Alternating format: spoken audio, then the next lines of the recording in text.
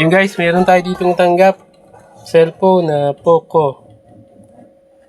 So yan, problema yung mag-power on, hindi rin nag-charge. So naka-charge siya, no? Ngayon wala lang response. So bubuksan natin yan para ma-check natin kung bakit.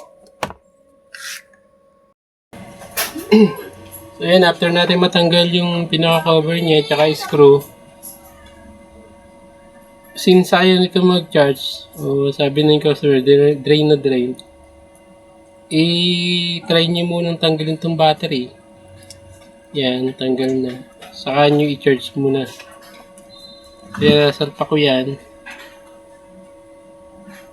Ito, charger, Hayaan nyo lang muna mga ilang minuto. Hayaan nyo lang muna yan. Mga 1 minute. Nakasalpak.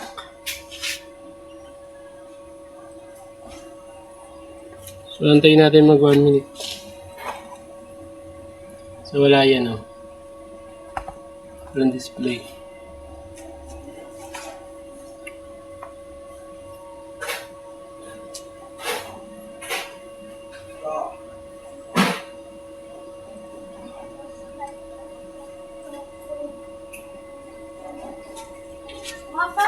Ayan, hindi natin ikakat yan. Nakasalpak ang charger niyan. Tapos, antayin mga 1 minute. So, pagka after ng 1 minute, gagawin nyo dyan ay, ayan, pwede na siguro yan. 1 minute na siguro yung nakalipas. So, saka nyo ngayon salpak yung terminal ng battery o yung flex. Habang naka-charge. Tapos, tinan nyo ngayon, nakasalpak na, tinan nyo ngayon ang magiging result.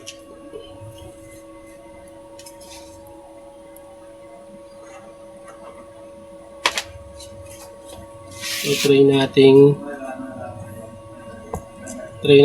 i-on. Ayun, yun.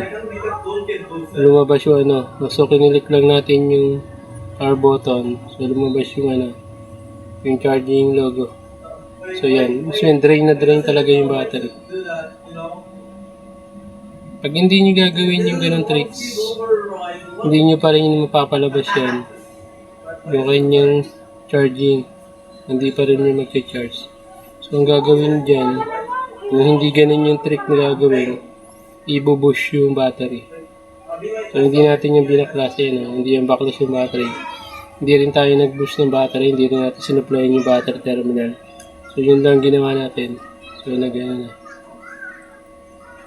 Lumabas na yung charging niya, display. So, antayin lang natin yan kasi drain na drain.